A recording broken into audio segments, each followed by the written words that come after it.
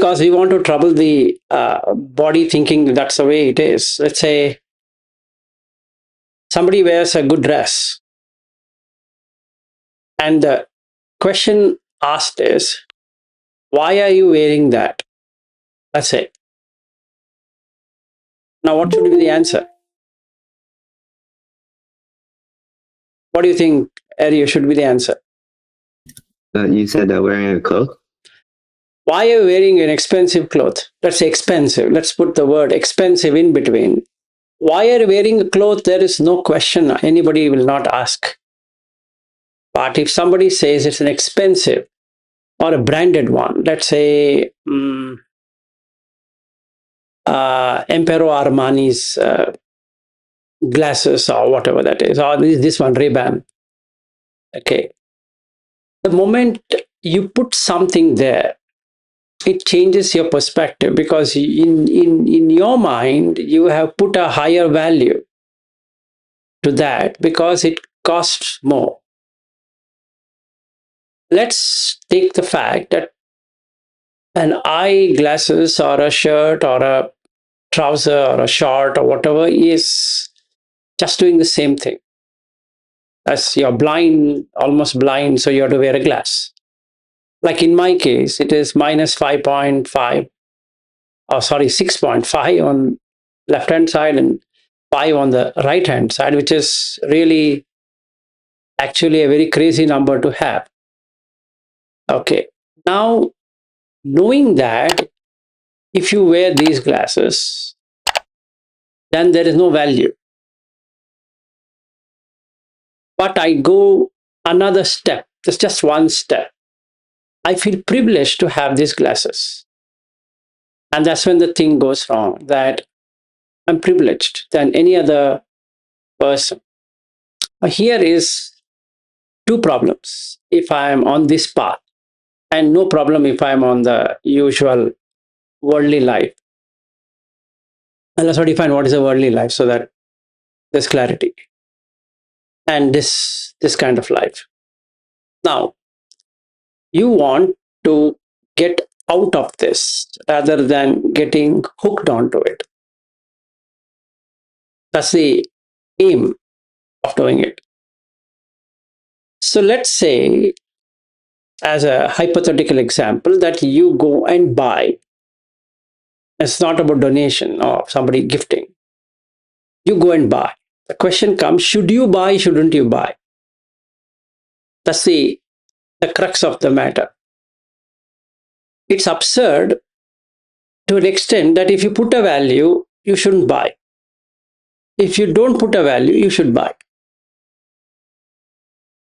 Now, what is this value? The value is a number. Like what Buddha indicates in Vijnanam Anidasanam. There's a comparison between the long and the short. Right? And that's what creates this magical illusion that this is better and this is not. Because then you have something to compare. And when you compare, the mind takes it as good if it is higher, and takes it if it is lower. It doesn't take it, it doesn't like it if it's lower, because it's been said that it's expensive, so it should be good. It is cheaper, so it should be bad. Now you look at from the other side of it, on the medical. Higher the rating, it's not good. Lower the rating is good. You see this kind of how you can trick the mind. Meaning, if my blood pressure is 160 by 100, like what you saw when we went to the hospital, then the doctor was saying that it's high blood pressure. Now, in this case of buying something, the higher is the better.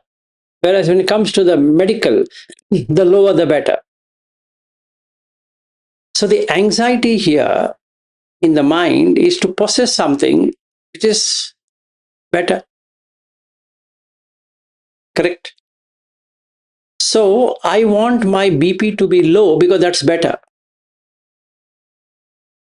and I want this thing to be as high as possible because that's better. Now you can see it is fictitious. It's not real. It's been said to you that this is better and this is worse. What if you don't take it at all and you take it exactly as it is? Now what happens? The magical illusion is gone.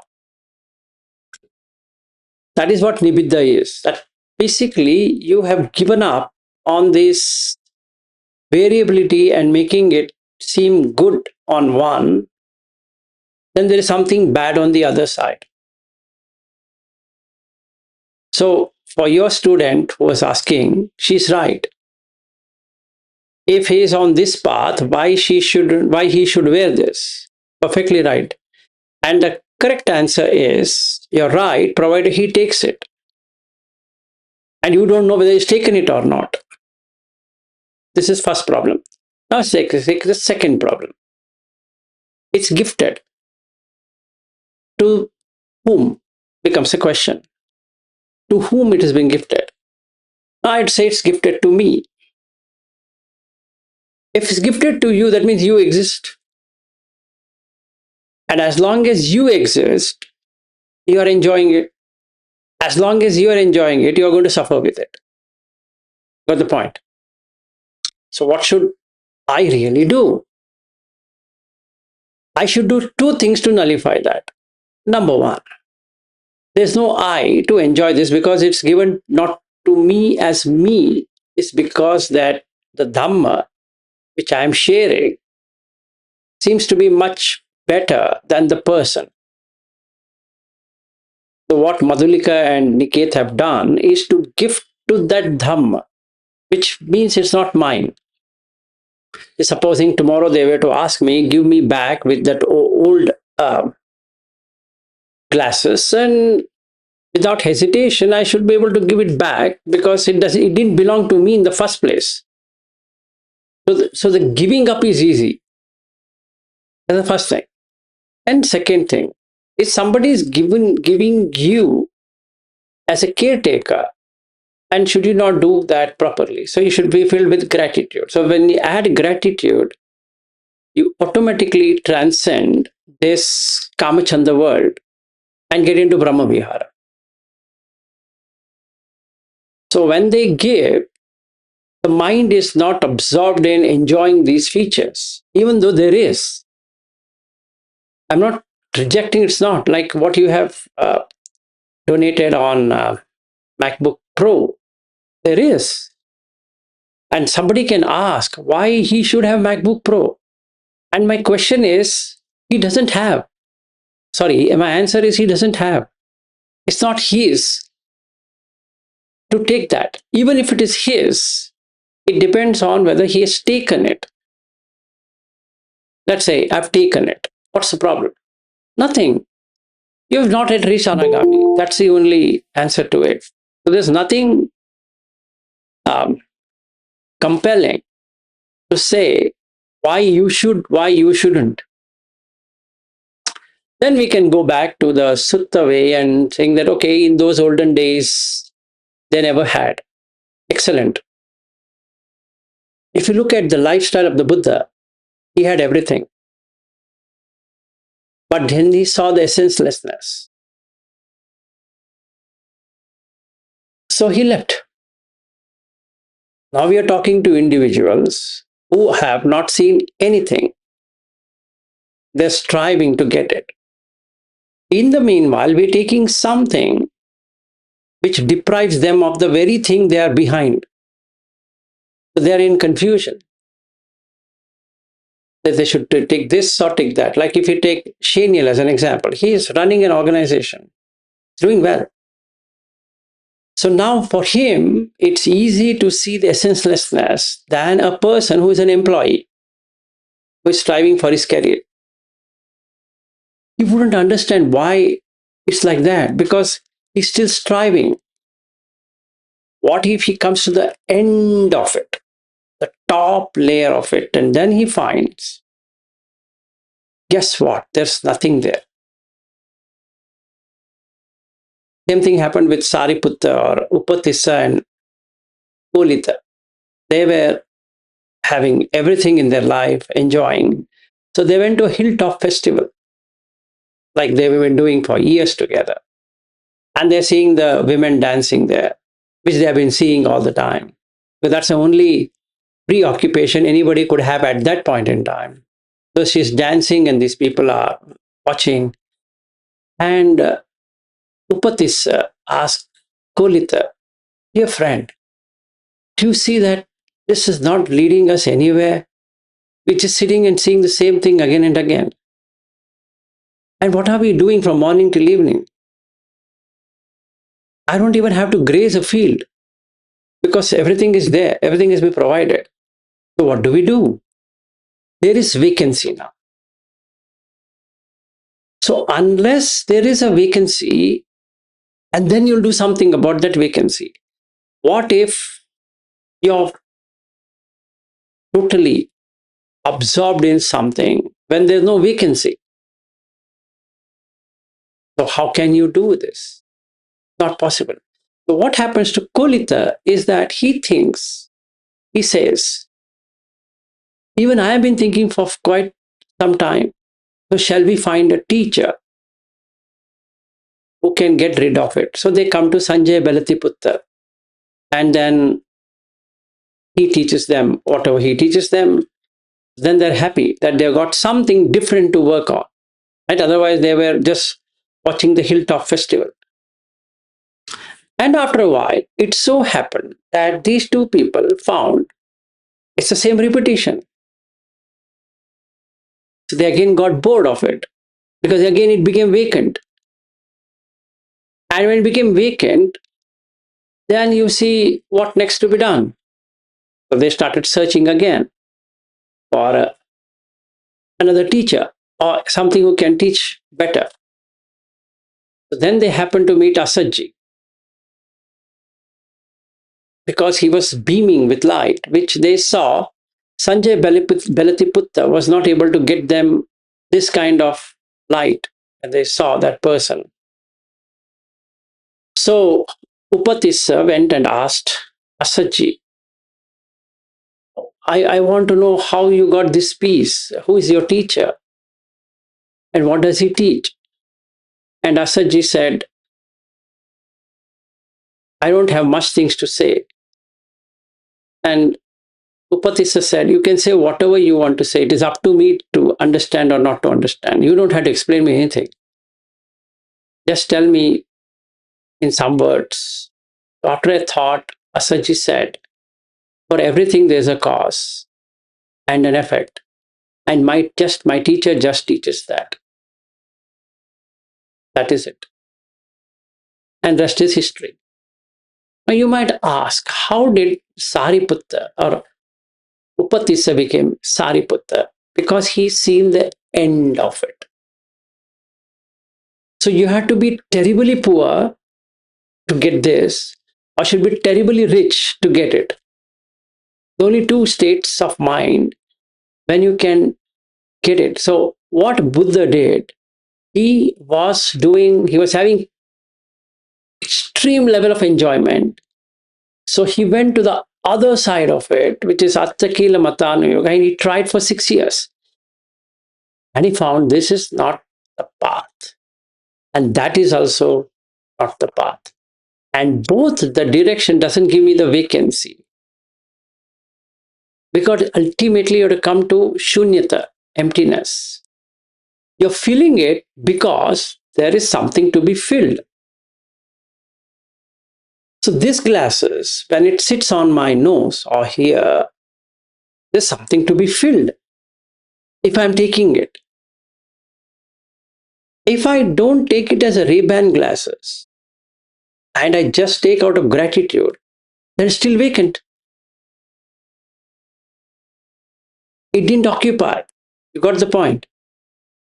As long as it doesn't get occupied, you're fine.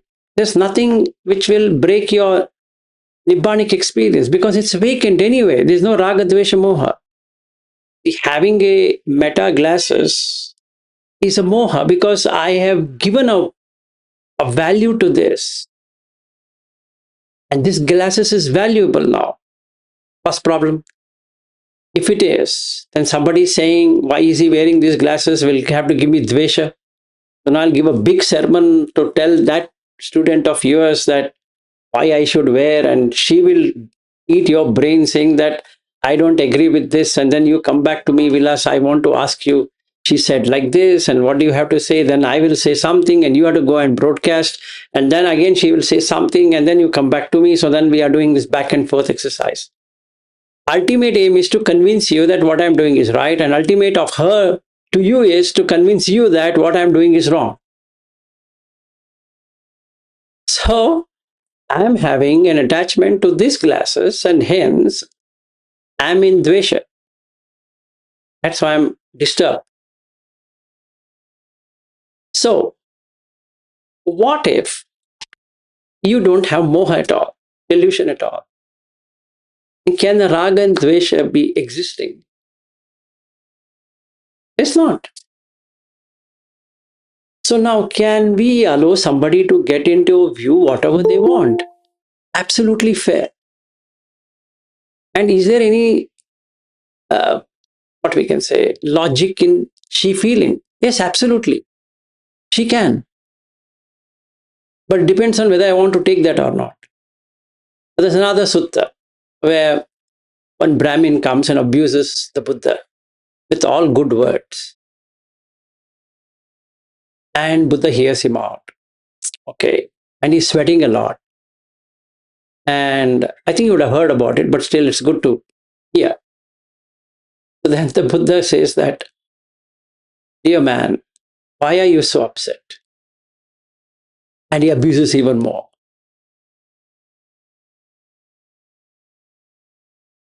Madhukarji, I think you need to speak rather than typing it out, because half of the thing I can't read unless I open that up.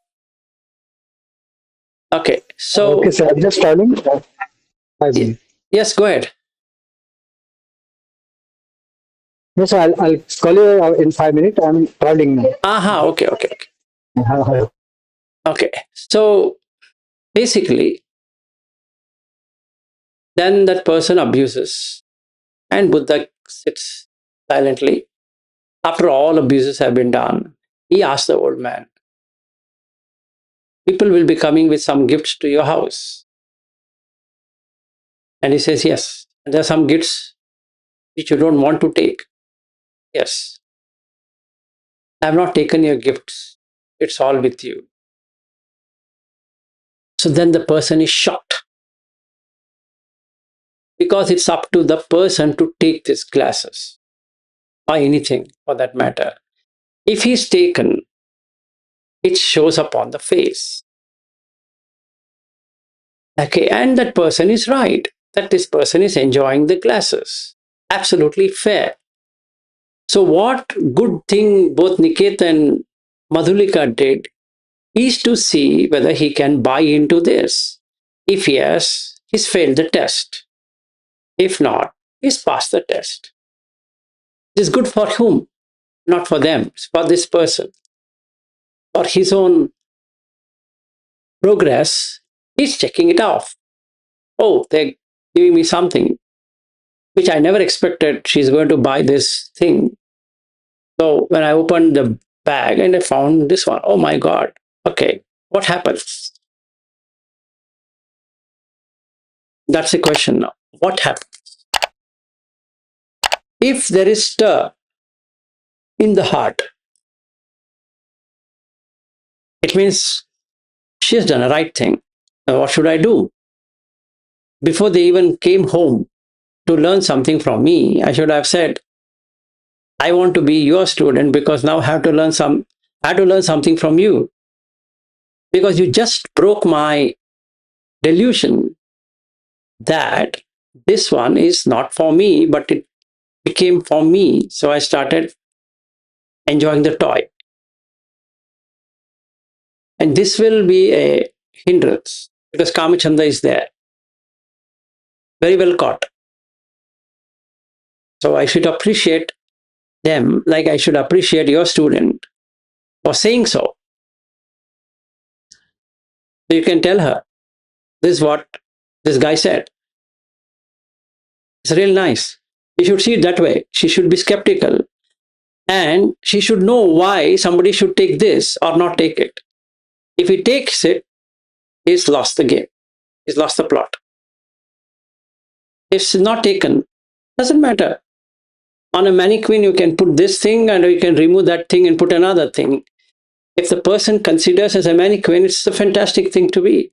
Unless that person starts enjoying what is given, then there's a problem. That means there was a vacancy which this meta glasses filled it up. Now he can't let go of it. Even for a second, he will be carrying it and he will be looking at it. And every few minutes, he'll test it. He'll see on the mirror, looking good. And then somebody comes and tells him, you look like a buffoon with these glasses. And he says, come on, don't tell me all of that. It is a trendy thing. Okay, then he wants to see whether it becomes colored, and then he goes to the sun and shows to his wife, you know what, you see how this is working, etc., etc.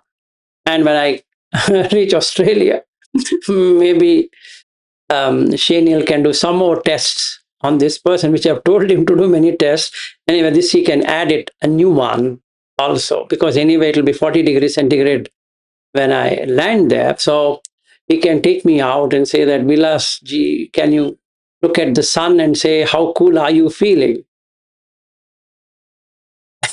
And then if I go back to him and say, wow, Shaniel, I'm feeling so fine with these glasses, what he should do?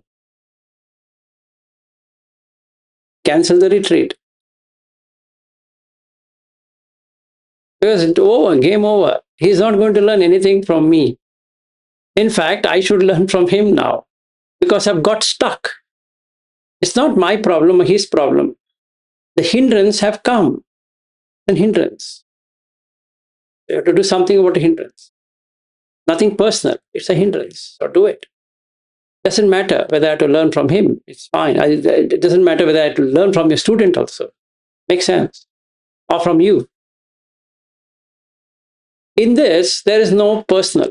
It's all trying to do what you should do to get out from this suffering. Doesn't matter. But however, you wear or you have something and you find it's not stirring you, go forward. In fact, there's one sutta where Buddha talks, don't accept, don't reject. Investigate and see. If it is true, what they're saying is true, go back and correct it. And also inform that person that he did a good thing. Thank you. If after finding out, you find that you have not have any error, just continue. So that's all it is. And I'd asked Chirag to join, anyways, joined. So another thing I want to take up today, and it's good that you brought this up, is the karmic law. Okay, it's a good thing to talk about. Because this is one other thing what we need to do for our practice is to understand what is karma, which Buddha says 100 times, but I think we're still confused and we still think there is something called predestined or destiny. Okay? And I think he has written he's reading one book and then there's so many things over there, and then it's all about whether, like Shaniel has written also, it's what you get. Is it by karma or is it something what you think you will get? That's the question. So you coming into Buddha Dhamma, is it something predestined? Right? Irrespective of the culture, religion, practices, whatever you have, you still have come to Buddha Dhamma. Is that predestined? Meaning you were supposed to be coming here. Or is there anything you did to get there? Okay. So many people feel there is no free will. Okay. There's many people. You go and ask. They say there's no free will. Why there is no free will? Because there's nothing called as free. It's all having something. That means something is controlling you. And hence, you can't say, I'm doing it. Got it? So then the answer to this is that there's nothing called free will. It just happens. Now, like in the Tritayatana Sutta, now you can put this clause and say all that what is happening, sukha, dukkha, whatever is happening in your life is your own creation. So you're basically eating the thing what you have prepared. Let's say somebody is sick. He's sick because that his karma, nothing else can be done about it. Okay. And then that means what? Helpless situation. So this is where we get into. If we seriously take this, that it is predestined, you can't do anything, it leads to helplessness. Nothing else. Means you can't do anything. Now you might ask a question, then how are you cooking in the morning? Is that predestined then? It's already pre-decided you're going to cook this food today. You're going to wear this clothes today. Or you're going to go to office today. You're not going to go out of office today. In that case, then why should somebody study at all? They can just sit at home and maybe they pass the exam. But first of all, why study and take an exam in the first place? That means if you're studying, means you're doing something. If you're waking up, means you're doing something. Forget the studies. Waking up. There's nothing like waking up, right? Because it's predestined. You will wake up or you might not wake up. Because there's no free will of waking up. Let's say I'm sleeping. If God, that's the reason we come with God, because we don't know how things are working. If God forbid, or then they say God should say to me to get up, so I will get up. It's all act of God. So in the contract, if you see any contract, the last clause says act of God. Why? We don't know how it works. It's act of God. And there is this thing called as act of destiny, which is karma, deeds. And we are more interested in looking at deeds. Even the Buddha says deeds of the past, but you can change it.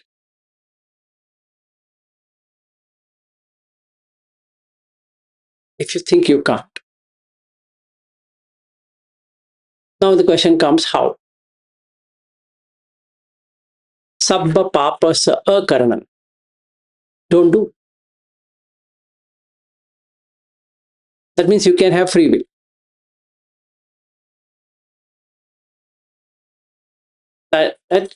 That decision making, which in Pali is called yoniso manasikara versus ayoniso manasikara, is what changes the equation between a free will and no free will.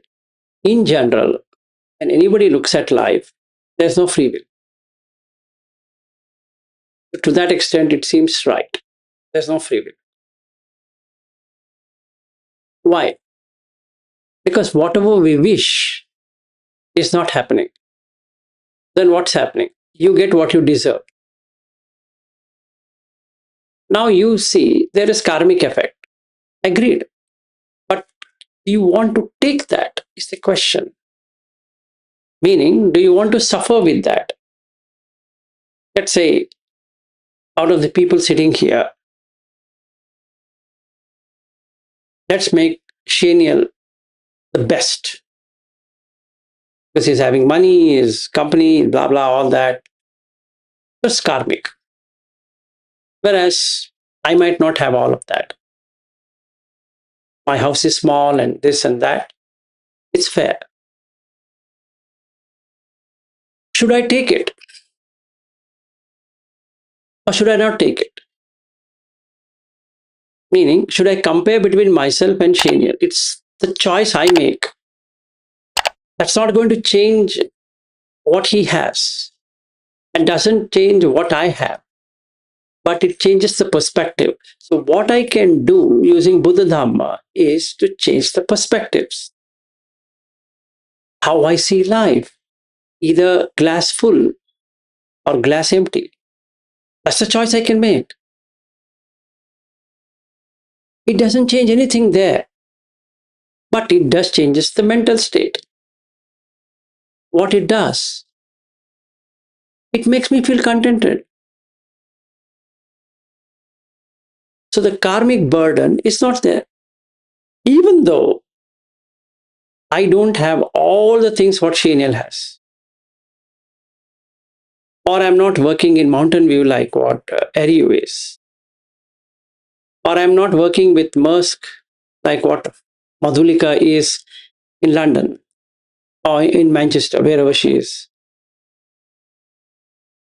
Need not be. If I feel I should be in Australia or in America or in London, at this point in time, I don't. But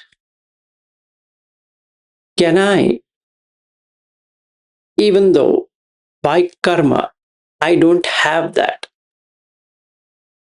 can I change the perspective? Yes, I can. And that's what is there in Pottapada Sutta. The only thing you can do in this world or in the next world or even as liberation is to change the perspective, the perception.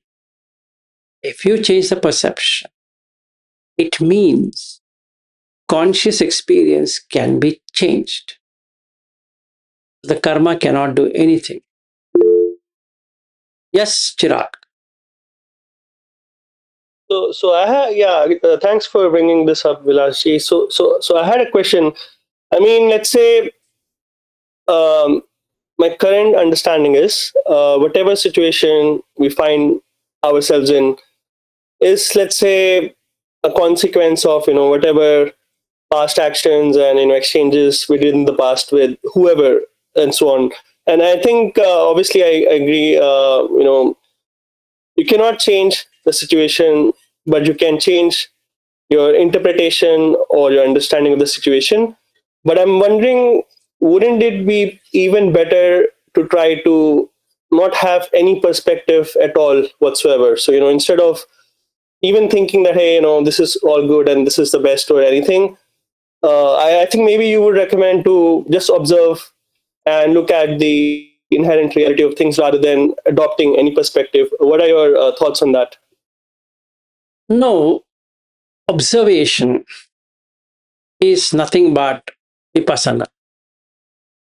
If you see, you don't get caught up in this. Of three things: one, random; two, act of God; three, karma. You'll instead see it as condition and non-condition. Only two things. Everything is conditioned. So that means you can go into the unconditioned. That means you can choose between staying in conditioned reality where karma affects and not stay in karmic at all, wherein it's unconditioned. If you are conditioned, you cannot escape karma. Why? You're getting the fruits of your deeds. Nothing anybody can do. But can you remove that from your mind by making it totally unconditioned? The answer is yes. You can. So would you then suffer? No. Because there is no karma to suffer. That means out of 5 niyamas, bija niyama, dhamma niyama, kamma niyama, utu niyama, chitta niyama, 5 niyamas.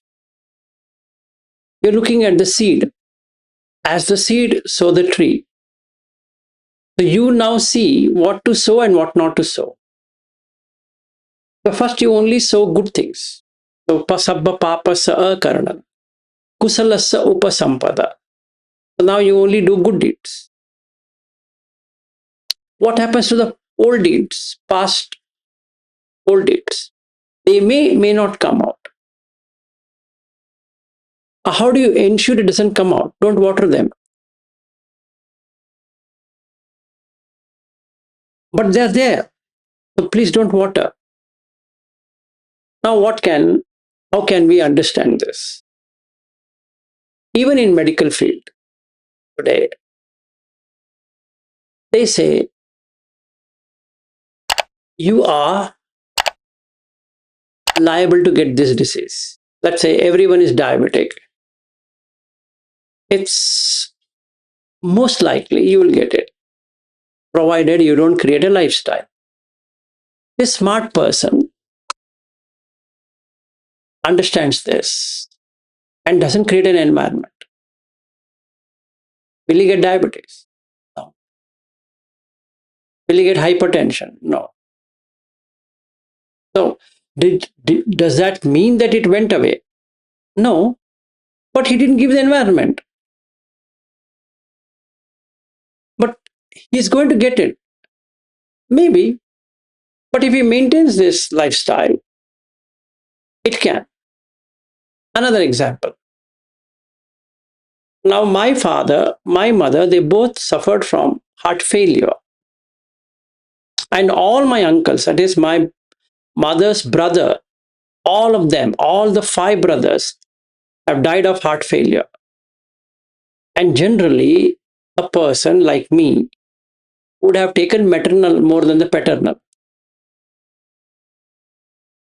And it's true, medically also, that I am more from my mother's side.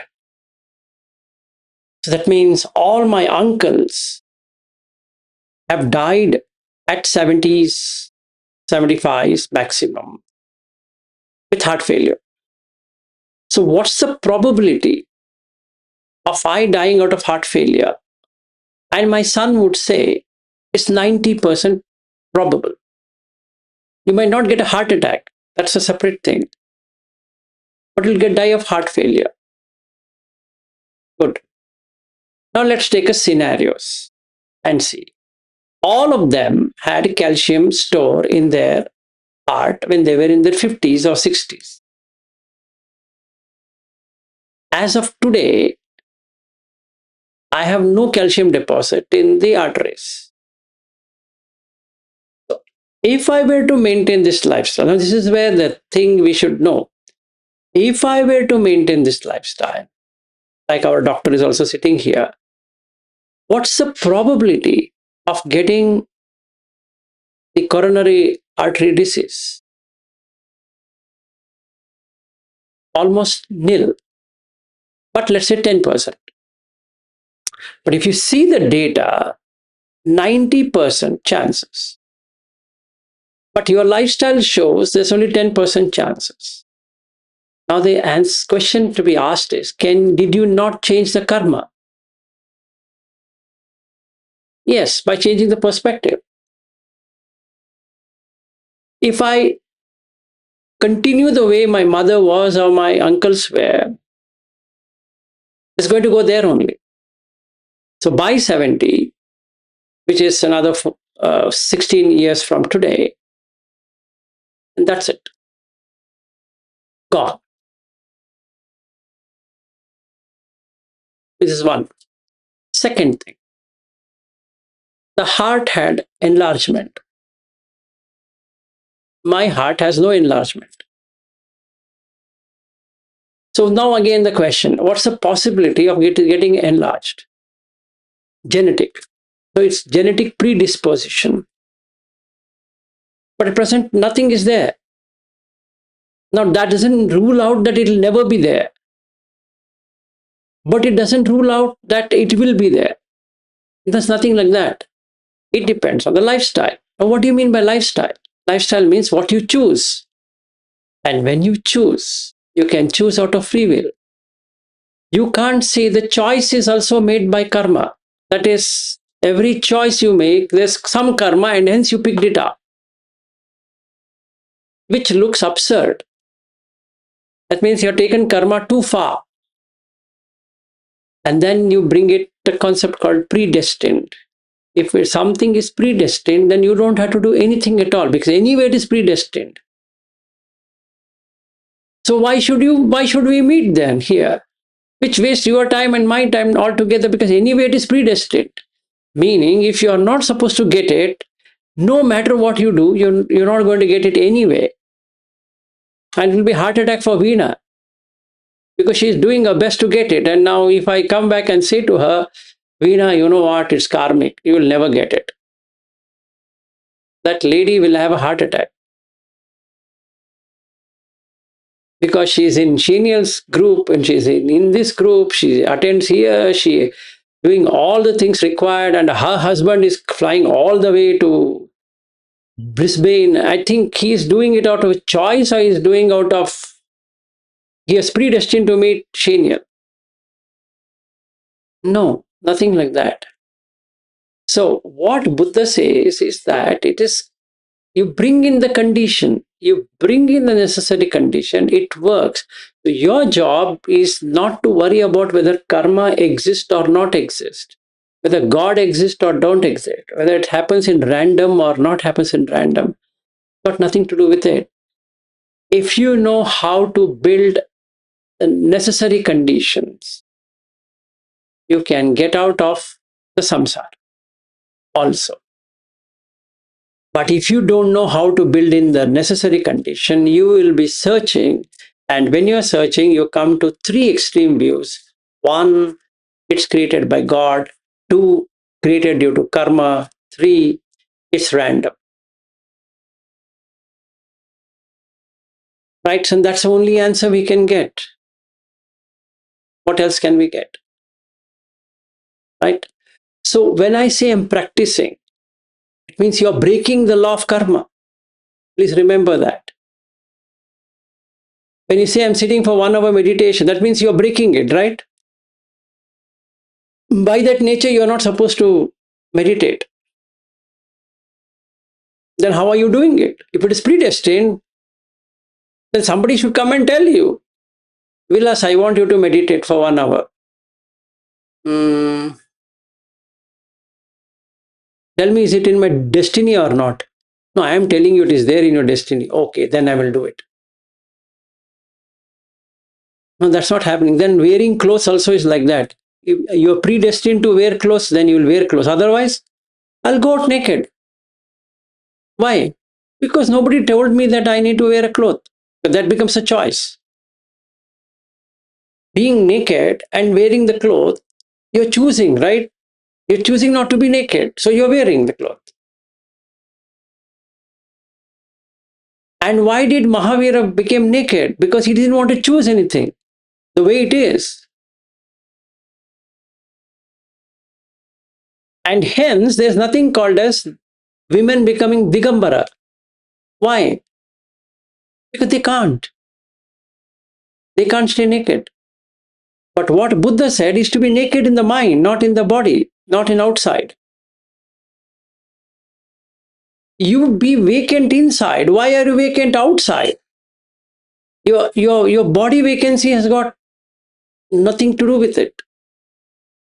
So then what you do? Don't take medicines. Why? Because then you're making choice. You're suffering. But don't take medicine. Because then if you choose, then it's karma then. So Chirag had sent one clipping. It says that everything is predestined. No. Yes, Chirag. Yeah, I think there's a misunderstanding. I don't think I sent a clipping which was saying everything is misunderstanding. But I think it was rather everything you choose to do is karma anyway. Like obviously you can choose to, let's say, wear clothes, or you can choose not to wear clothes. Either way, it's an action, right? And perhaps I think, let's say if you're choosing to meditate, you're sowing the seeds or conditions for good karma, or good things to happen. And or you can sow the seeds for other kind of karma. But I think what I was understanding is, as long as you're identifying with that action that you're doing, it is karma. But once you stop identifying with it, you get free from the bondage of karma. That's correct. That's correct. If you take it as yours, then you're creating something which that doesn't exist. So if I read out what you had sent, so everything is predestined is a question, and by no means there is such a thing as free will in the world. How much free will you will have in any given situation, though, depends on how much you have used up in the past. Using your free will today creates karmas that become your fate tomorrow. Every time you use your free will to try to avoid your fate, to try to swim against nature current, you create new karmas whose effects will not always be obvious to you until much, much later. Then this becomes a cyclical process, Chirag. It means you'll get stuck up in this thought of karma. Because if you say, if I do something today and I don't know when it is going to come, so it becomes ahetukavada. That means I don't know when the result are going to come. It's like I take an exam today, I don't know when it's going to come and what is going to Isn't come. that? But I think isn't that dhamma anyway? Like everything we do creates conditions, right? Conditions for, like, basically everything we do is sowing the seeds for something to sprout at a later point. And unless you stop identifying with whatever action or effort you're doing, you will become the recipient of that action at some point. So let me answer you in this way. There is a sutta called Bija Sutta. Maybe you should study that, but anyway, you don't have to go there right now. Bija means seed. Okay, so what Buddha says is that kammam khetta, karma is like a field, and then consciousness is the seed, bija, and tanha, craving, is the sineho, moisture. It's a very deep sutta which will give you the answer for what you're asking. Now, you see, you have a seed? No, you have a field, not the seed. It depends on what you sow there. It doesn't depend upon what the seed is. We are talking seeding, but what Buddha is saying is the field, not the seed. Consciousness is the seed. If you're consciously doing something, it becomes karmic because you've thought about it and you're doing it. And you're moisturizing or moistening that field by putting water, which is craving. Now, here is the answer to this, Chirag.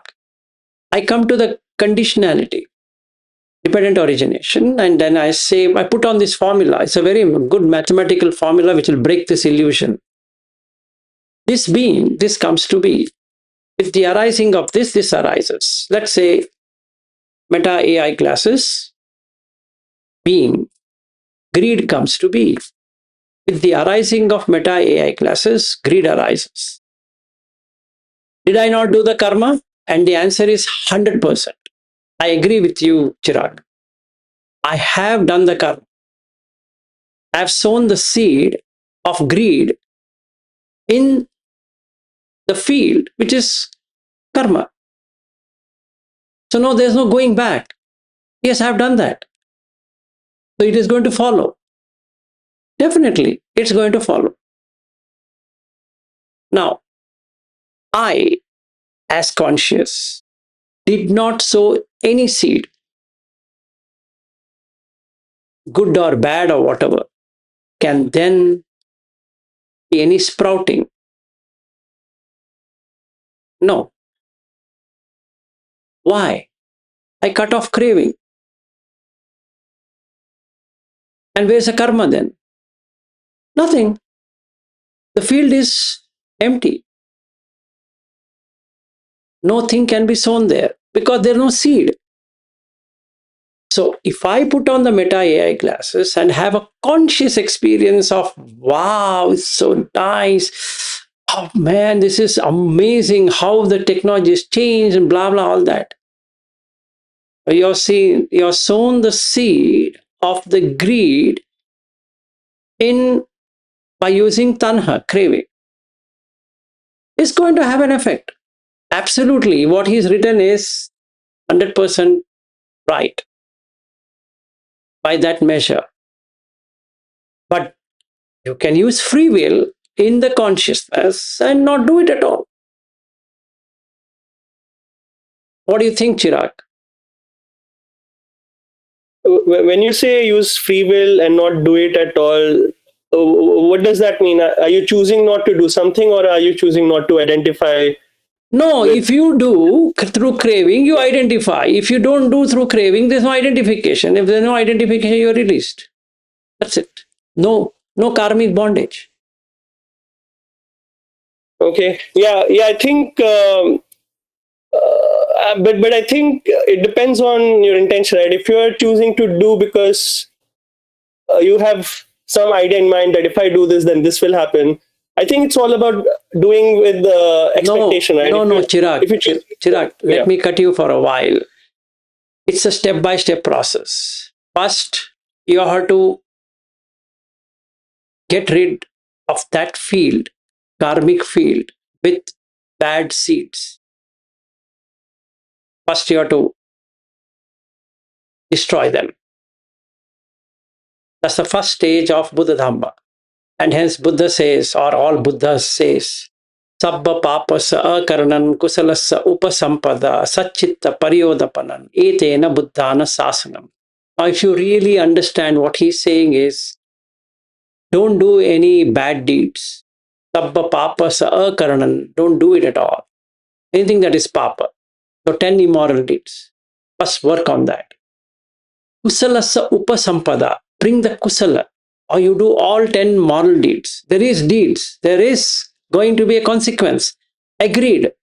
Take it.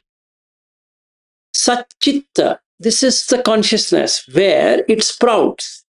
You put good, it sprouts good. You put bad, it sprouts bad. So first you sprout good. Okay. Now this is the first step. Second step is to understand that there is bondage in kusala. There's going to be bondage. And hence Buddha calls it as a lokiya dhamma. The 10 moral deeds. Out of the one, the samadhi is the lokiya. Why? It gives you a good rebirth, which is fair. Absolutely fair. So don't say that I don't require. No. Do it. Then move the consciousness out of that field by changing the perception and get into jhana. Okay, this is the third step. But when you come to the last of it, you have to cut the conscious experience by letting go of sanya, perception, and vedana, which is feeling. That brings you to sanya vedita nirodha, which means cutting off the perception and feeling. Cessation. This consciousness is suspended for that moment. Now, what you did is to make sure the field does not give anything. That means it's no longer fertile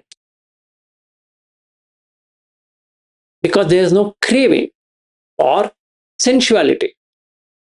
It's gone.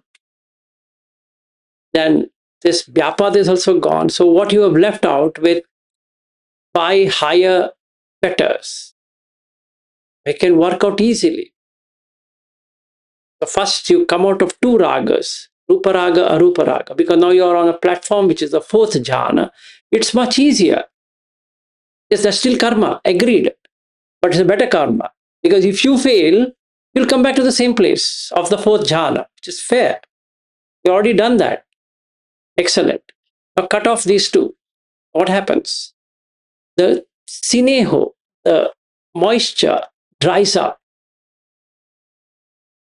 When it dries up, there's nothing to seed. So what happens? Mana is gone. Finally, the restlessness is gone. And then the avijja itself is gone. And that's it. That's the end of suffering. No matter what you did in the past, you raped 100 women in life, or you did this, did that, and all of that is nullified because there is no longer any consciousness left to come back, suffer. Got it? Take Angulimala. He killed so many, but he became Arhat. By that standard, he shouldn't have become anything. Yes, Chirag. But I think you would agree that like certain karmas, for example, are so dense that it restrain the amount of free will you can use, right? For example, the reason Buddha came up in front of Angulimala before he was going to take his 1,000th victim was because Angulimala was going to commit the grave sin of killing his own mother, and Buddha knew that if he were to kill his own mother, he would have definitely been cast into hell. So I think even let's say in Dhamma, there are certain things you cannot escape the consequence of. Absolutely, absolutely. So if somebody is blind and some noble person is there, then he will stop him from doing it because he knows that he can eliminate the other things. So my question is not that, Chirag, to you. Isn't it that there's a free will? Yeah, I think obviously I don't think I ever argued there's no free will. I think it's just that any action you produce results in conditions, right? And so no. By that token, it means it is predestined. No. I think it's not. I guess I was saying it's not predestined, but the more harder actions you commit to, the more the scope of free will you can exercise is reduced. So let's say you're doing like some very very hard karmas, like killing people, or doing like very moral things. Then you're even more. It's so even more difficult to exercise free will given the heaviness of karmas you have committed. For example, like in the case of Angulimal, I think he had Buddha's guidance, so he was able to come out of it. But for a normal person in that situation, it may not have been as easy to come out of it. That's I'm only talking about probabilities, not absolute determinism. Got it. So here we have to solve it by this means. Whatever you put in the consciousness, it sprouts. That's the answer to it. Whatever it can be. So if I am a person who is killing, if I put that seeds again and again and again and again, it sprouts the same thing. It doesn't matter whether it's good karma, bad karma, ugly karma, whatever it is, it doesn't matter because I'm in the field of yeah, Shinil, bye. So in the field of life, which is karma, you put something, it sprouts. Because the consciousness is only you're putting the seed. It sprouts because there is craving. You do it again and again and again and again, so it sprouts. What right? if? And I know, Yes. yeah. Sorry. Yeah, go ahead. No, I know Bobby has read. I just wanted to clarify. I think the more intense karmic deeds you do, I think they sort of reduce the scope or make it more difficult to exercise your free will. It's not like you cannot exercise your free will at all, but the more heavier karmic deeds you do, I think the more bake in your tendency to do a certain thing, and it's harder to come out of it. I think that's the only. That's right. Because you will be deluded. Basically, the thing is, you will not have light. So you will keep on doing the same thing again and again, which is what it is. That's fair. I mean, even good karma is also same thing, bad karma is also same thing. Because now you keep on doing the same thing again and again and again because you can't see anything beyond what you're doing. That's fair. Because in the field of consciousness, in the field of karma, the karma is a field, the consciousness is a seed. So whatever you put in that, will sprout. Let's say I have this intention of going to Bodh Gaya. I'm filling that up in that field. So I'm taking Punya Abhi Sankhara. Where? Somebody told me that going to Bodh Gaya, you're going to have a lot of Punya out of greed, out of craving, which is tanha, is that moisture, sineho. I'm putting the seeds. So every now and then, I'm booking my flight to Bodh Gaya. And I'm doing it. I've seen 100 times and I'm going 101 times, 102 times. Where? And I feel blissed out when I do that. Let's say I am accustomed or habituated to go to Goenka retreat. I keep on booking and it keeps on happening. Because tanha, craving, is creating the necessary condition. Because in my consciousness, on the field of karma, I need to go to the vipassana retreat. I want to go to vipassana retreat. I want to go to vipassana retreat. And what happens? That craving creates necessary condition for this to happen. Because I'm putting in the consciousness. The karmic thing will sprout. So every 3 months once, I am in a retreat. Yeah. Yes, Bobby, you had asked some question, or you wanted to ask some question. Yes, Vilasi. So this is from the Sutta 10.94, So Yes. I just want to know the meaning of like what Buddha is saying in this. So the translation is, the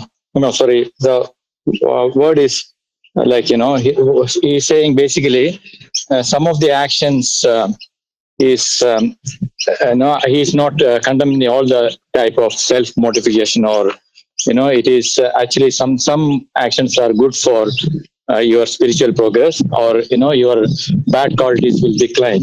And some of the that Pali word is tabam, for that. So tabam is it mortification, tabam, and then he say like all observances, samadhanam is also like that. Padanam, and then padinisago.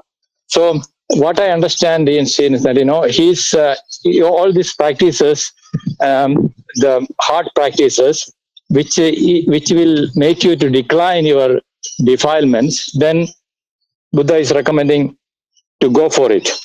But if it actually increases your defilement, then don't do it. And even for liberation, he is saying like that. So can you explain a bit about that? Maybe it is in relation to what we are discussing now, right? Yes. So the thing is like this. In that sutta, especially, what he is asking is, what should you do and what you should not do? So he's saying, if you want to do tapa, you do it. But for what? For getting kusala. Let's say, Bobby, I'm an continuous offender. Let's say I tell lies. I don't want to tell lies, but again, again, again, it happens. I keep on writing. That's tapas actually. What I do, I take a book, I keep on writing. Today I told a lie. Today I told a lie. Today I told a lie. I told a lie. I told a lie. I told a lie. It's like it's crossed 30 days and 60 days and 90 days and 120 days and 200 days and 1 year and 2 years and 3 years. I don't care. I keep on writing. And every day before sleeping, I look at it. I feel that I shouldn't be doing this again. Slowly, the hiri will start to develop. Okay, moral dread or fear, moral fear. Okay. It doesn't happen today, but I'm seeding it. So the mortification here, or rather, the tapas here is to get out of telling lies. It's not I want to tell lies, but it's happening. It's a continuous process. Some situations comes and then I'm telling a lie, and some situation comes, I'm telling a lie. So I don't curse. I'll start writing. And I've seen personally, Bobby, it works. In few days or few months or few years, that goes away because the hiri will increase. To develop hiri, I'm doing tapas. So what Buddha says is right. I don't say you shouldn't mortify at all. You should, to remove the bad qualities. I'll do that. Second, I am used to finding charm in some other women. I find it good and I want to have friendship. And then starts physical and then I can't stop it. And then you know what all happens. I don't want to say that. But my wife doesn't know. I'm unfaithful. It's not that I want to do that, but somehow the situation uh, forms like that. What should I do? Same thing. I'll write, I'll write, I'll write, I'll write, I'll write. One day, I will go and confess to my wife. And I said, I'm being very unfaithful with you. And I've done this with so many women. And she might shout, she might abuse, she might hit me, she might do whatever, I will take it. That's tapas again. Why? She's doing it for my own good. What I do, I take it. So she hits me with rods, she is bleeding, there's something, and then she throws me out of house. I don't have a house, and I'm basically cashless, penniless, or whatever it is. Fine. So what Buddha is saying is of those things which you're doing for that reason. So he says, Naham Gahapati Sabbam Samadhanam Samadhi Tabbhani Vadami. That means it's not that you shouldn't do samadhi, you should, but I'm not saying that you should only do that. So Buddha Dhamma is all about what should be done and to what extent you should be done so that you don't get caught up in two extremes. Okay, you want to do for removing this bad deeds, please go ahead and do it, because it's just like cleaning a soiled cloth. It's just pathetic. It's filled with dyes and different colors and it lost its shape and everything. So you have to clean it up. You have to apply some soap and some other chemical and do whatever it requires, and you do it. That deed has to be done. But then once you do it, it's clean. You don't have to do anything now. It's clean. So why should you again do it? So then he's saying, Na panaham gahapati sabbo pati nisaggo na pati nisajja poti vadami. That means I'm not saying that nisajja, giving up. You should give up. What should you give up? Raga, dvesha, moha. That's all you should give up. Nothing else. In everything you cut off raga, dvesha, moha, you're done. I don't say you should be liberated with all kind of freedom. Naham gahapati sabba vimucci tabbati vadami. Na panaham gahapati sabba vimukti na vimucci tabbati vadami. That means I don't say this, I don't say that. That's the reason many people don't understand what Buddha is trying to say. Because then you're saying, I'll not do this also, I'll not do that. But we want absolute thing. We want you to say whether you'll do this or you'll not do that. Don't tell me, I didn't say this and I didn't say that. So that becomes, in fact, he is saying Sanjay Belatiputta is a eel-bringing person. But from this, you will know that he is no less than a Sanjay Belatiputta. He's saying that I don't do this, I don't do that, I didn't say this, I didn't say that. And what did you say? And that problem is going to come. But you have to understand to the depth of what he's saying. In this field of karma, You decide what's to sow. If you want to do something to remove the dirt, please, by all means, do that. First, cut off all the weeds which are there in that field. Then take good seeds and sow them. Now, once you got the good reap of those good deeds, withdraw from the good field also. Because now it's flowering. You don't have to do anything. Just sit outside and give up. And with that, the sinehum, tanha, is gone. It's no longer moist. The field, which is kamma, and there is no bija which you're putting there. So in that way, you're liberated.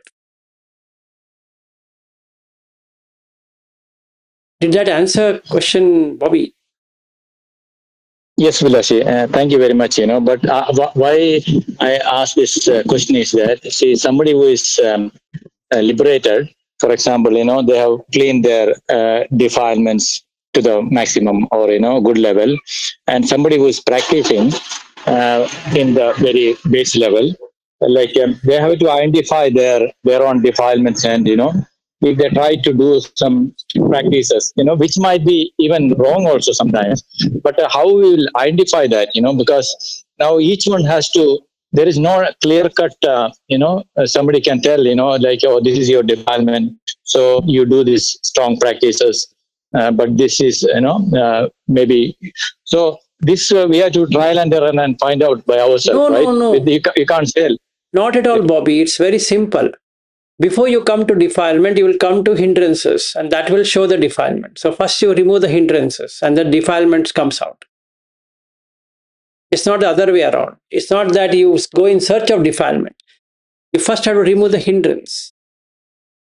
You see, it's a very nice step-by-step process, Bobby. I don't know why you're getting confused. If you see the Samanya Pala Sutta, it's so neatly designed. It says first sila, then you come to the hindrances. Cut off the hindrances. Cut them off. Work out on the hindrances. Don't work on anything else. No samadhi. First work out on hindrances. Remove the hindrances.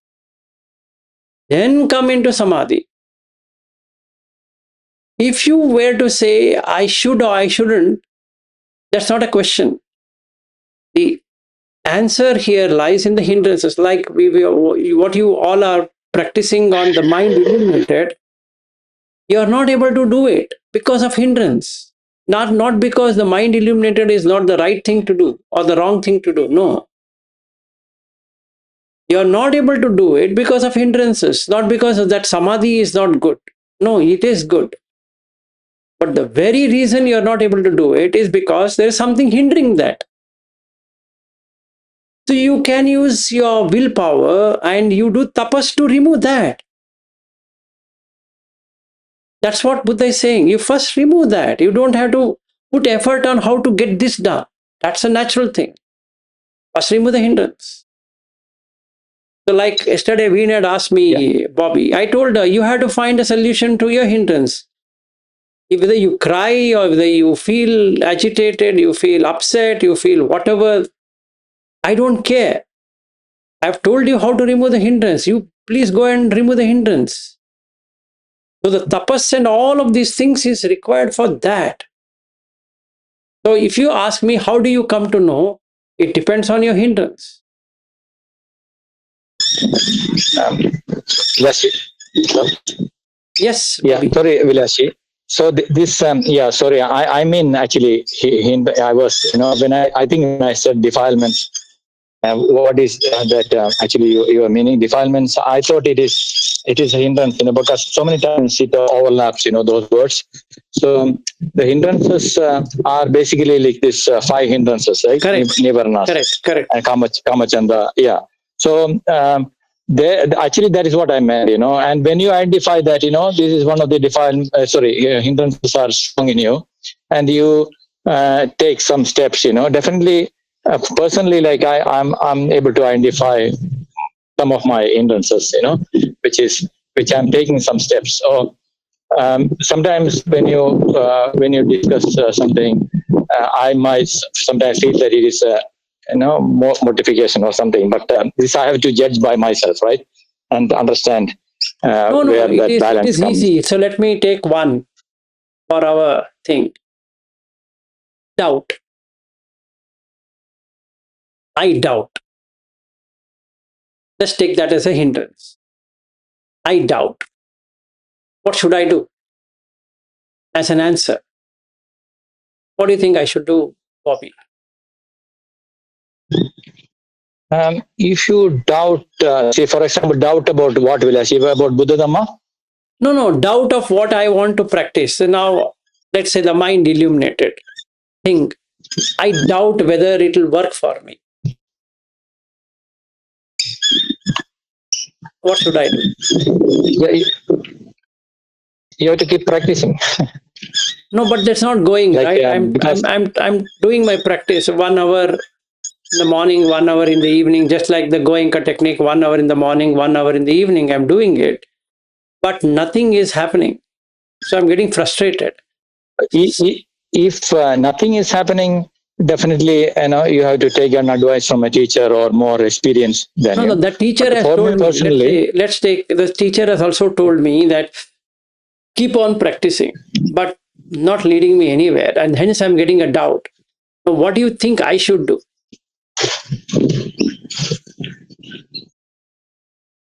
you should find another teacher or understand more about Fine, yeah, that's fine. So I'll find another teacher. Agreed. But then what do you think I should do? You're my friend. Then tell me what I should do other than changing teacher, other than doing this. How would you convince me to do this? I could, or if I am your friend, then I have to keep telling that this worked for me. This I'm talking from my experience. And you try it. Be patient. So it be like, for example, you try to formulate that. It is in a long time you already progressed. It is not that okay in a short time you judge it. Like if you take 1 month, 2 month, you can see the progress. But if you say that I have to reach that liberation today, that's where you might. So I try to explain to him in my own understanding and whatever I know, and try to bring more faith in my friend, so that he will have more.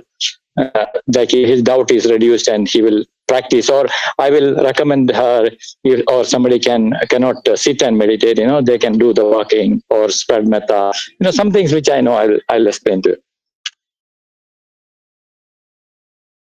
Okay, so now what I'm going to do is like this. If that person is there, I will ask him to write down his doubts, all the doubts he has got, day wise. I got this doubt. Second day, I got that doubt. Third day, I got this doubt. 4, 5, 6, 7, 8. I'll not do anything. I'll just ask him write it down. So in a week's time, he has whole book filled with doubt. Okay. Then I will tell him, prioritize your doubt. This is the highest priority of your doubt. You've given me a whole set. It's fine, fair. But give me which is your highest priority. Then he would say, this practice, what I am doing, is not working for me. Good. Now you ask 5 whys. Why and why and why and why and why, which becomes root cause analysis. Rukka moola gatova. Right? So now I will go to the root of the problem. What's your problem? So then he says, why it is not working? Why it's not working? Because I'm not able to sit right now. Why you are not able to sit? Because there are a lot of thoughts. Write down. Why there are a lot of thoughts? Because I don't have interest. Write down. Why you don't have interest? Because there's nothing to be done. Write down. Why there is nothing to be done? Because I have not seen any benefit. Write it down. So 5 eyes. So what did he actually have? He has shown Vyapada. He has shown Inamida, which is sloth and torpor. And he has shown Kamachanda, because he's expecting something will happen, right? Kamachanda. And he's feeling helpless or worried, so which is Kukucha. And he's restless, which is Udacha. So is that really Visikicchada or doubt? Answer is no. So what did we do? We got to the root cause of the problem. Now you have to make it Shunyagara, cut off. I were to ask him, what do you want? What do you expect out of this 1 hour sitting? What is that you're expecting? Write down. In 1 hour, what do you expect it to work? I don't know. That's exactly what you need to know. I've read this Mind Eliminated, so fine, but what do you want to achieve? And now ask why. Why do you want to achieve this? Again, why? Again, why? Again, why? Again, why? Then you get to see the answer. That. Then you will again say something. Again, 5 eyes. Or a fishbone diagram, or whatever you want to call that, as it works. So then you're cleaning his mind by making it shunya, empty. By the time mind is empty, now you tell him, sit, watch your breath. He does it too good. Why? Because what was occupied, you made it empty. So now his doubt is gone. And he's very happy. He thinks you have done a great job of removing his doubt. But what you just did is a root cause analysis and anything else. So why don't you use it? 5 whys. Why and why and why and why and why. Do an RCA. That's it. It works. Yes, Chirag. Yeah, just small question. I was wondering, why is there Vyapada or ill will in him? I didn't understand. Because he's getting irritated, right? Nothing seemed to Okay. work for him. Okay, I guess irritation is towards maybe towards something or someone. Okay. Not someone. For him, see, when Chirag, Himself. when things doesn't work, don't you feel upset? Right. And that is sufficient to stir up things. It will not work. But then how is isn't it the case then ill will automatically come with any kind of restlessness, or All will they come. can be- So depending upon that's the reason I took a doubt. I have a doubt. Mhm. And if you see the sutta, he talks about Buddha Dhamma Sangha, and people just puppet it, meaning just become like a parrot. We need to talk about Buddha Dhamma Sangha. What Buddha Dhamma Sangha are you talking about? That Buddha, no? That Buddha who is sitting there. No, it's a quality of Buddha. Not about that person sitting there or sitting where, I don't know where is he sitting. He's not sitting anywhere in the first place. So, before we attempt into the Buddha Dhamma Sangha, we need to see why am I having a doubt? And you will see it has other 4 things for this doubt to arise. Then you cut off. Then it works. So, like Veena, when she asked me yesterday, I told her, you find your hindrance. And I know her hindrance. She gets so frustrated in life. And by frustration, nobody can win. It's absolutely losing battle. and nothing can be done. And she feels helpless. She feels so worried. All these are hindrances. It's quite obvious. The moment you feel helpless, you say, I have to do this only. That means you're accepted failure. That means you can't do. Can't do, you can't do. Simple. You made sure you don't want to do. So nobody can help except for yourself. Attahi attano nato, koi nato parosiya. Simple. You are your own refuge. Nobody can be refuge to you. No Buddha can be refuge to anyone. By that saying, nothing can anybody can do. We have to find our problems, and we can ask someone how should I deal with the problem, and then do a 5 So first you look at the first portion, which is the Aranyagatova. Look at the conflicting situation you have and sit isolated in one corner and just take some time off. Let's say I'm having a conflicting situation, some personal problem and some official problem and some problems. So then what I should do? Take a half a day off. Just sit in one isolated place. Then do the root cause analysis, which is Rukka Mula Gatova. Go to the root of the problem. Don't go and sit under a tree. You first solve your problem. Sitting under a tree, you're not going to get anything. You'll get some crow sitting there will drop their poop on your head, and that's it. Nothing else is going to happen. Instead, go to the root cause of the problem. Why am I suffering? What's the cause of my suffering? So you get to see the suffering, that is the first noble truth, dukkha jnana, dukkha samudaya jnana. Why am I suffering? What's the reason? Look at that. Shunyagara gatova. Make your mind empty of that dirt which is sitting there.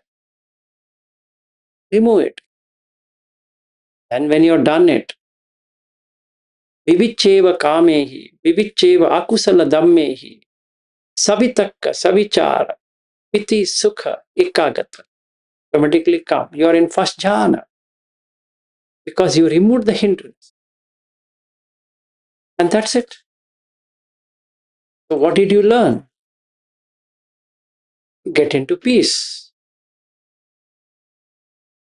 What did you do? Looked at your root cause problem, not somebody else's root cause problem. Your root cause problem. So you are in trouble. You should find a solution to your own trouble. You can ask someone, look, I'm trouble. Tell me how I should work on it. And he might give you a method. But don't expect that person to remove the hindrance for you. That's not possible. That's your problem. Because it's you who is suffering, not that person. It's like you have a prick in your leg. You can't take it out from somebody's leg because you are having the prick. You have to remove the prick from your own leg, not from somebody's leg. No, he doesn't have a prick. He doesn't have some thorn gone to his leg. So he's not feeling anything. He might be feeling something else that is separate, but his leg doesn't have any problem. So should he worry? No. But why are you worried? Because it's paining. Yours is paining. So when we do meditation,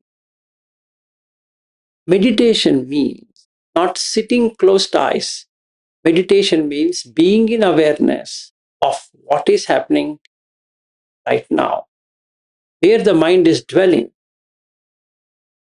Then cut it off from that place. If it is going on to Kamachanda, look at the asubha, if it is in vyapada, it's putting fire on itself.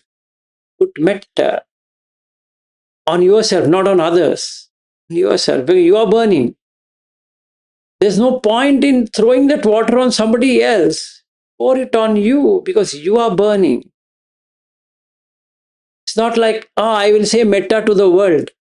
That means you're taking a hose pipe with water and spraying it everywhere, except on yourself. That looks stupid. You put that hose pipe on yourself. That's the second one.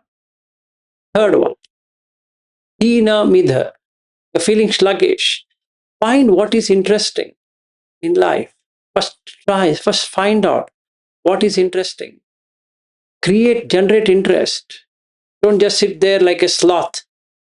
I need to meditate. That wouldn't help. You have to find a solution, right? There's a Moggallana Sutta where Buddha says, Moggallana, do this. You're feeling sleepy, do this. You're feeling sleepy, do this. In the end, he says, if you're really sleepy, go and sleep. Yep, anyway, so Hina.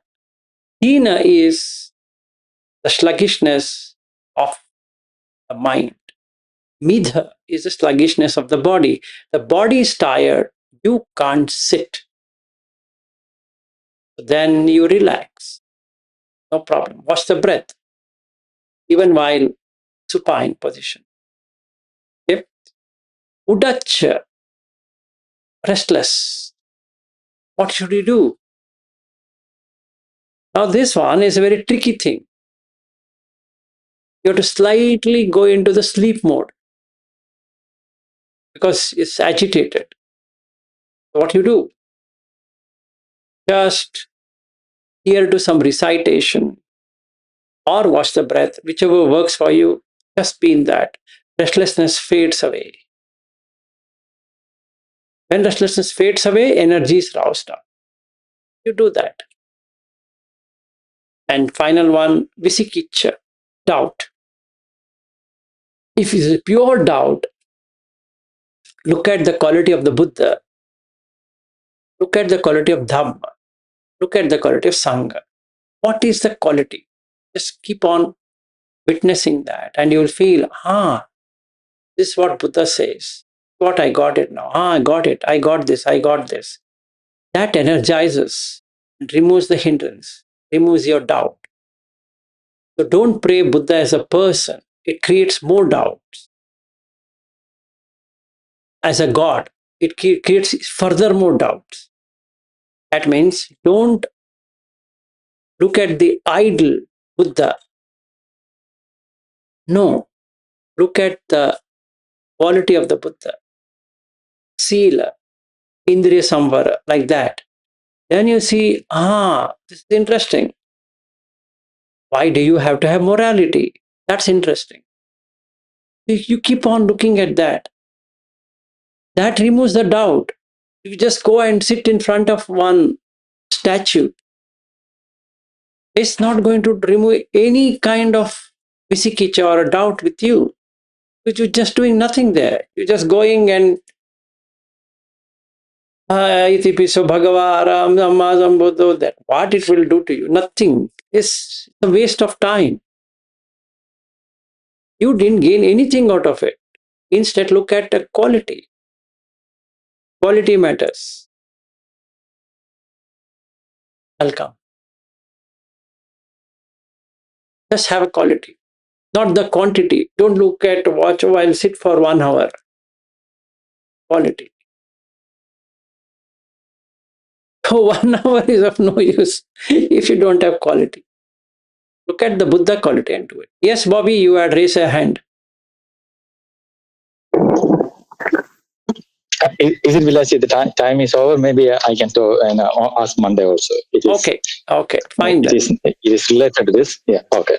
Thank Sure, Monday we will take it up and do further more on these 5 hindrances. Okay. Yeah, I think you missed Kukucha. No. Kukucha I purposefully did not take because it's worry. I'll take it up when I'm in a very good mood. Thank you, Vilash. Yeah, your explanation is very good. It's very helpful. Thank you very much, Vilash. Yeah, and I'm very compassionate to our Kalyan Mitra Veena, because she has all kind of sorrows when she calls me. The moment I see her call, I know she's going to complain now. And then I'll listen. Okay, But, and madam. I will tell you, Vilashi, I think she is very fortunate that you are there as a friend, because she can call you anytime and share. Yeah. I don't cut her call. I really liked speaking to her, but I feel, how can I help her? The way she asks, and I say, okay, fine. It falls down. Her decibels keeps on falling down and falling down and falling down, and ultimately she asks, "Are you busy?" I say, "Yes." Okay,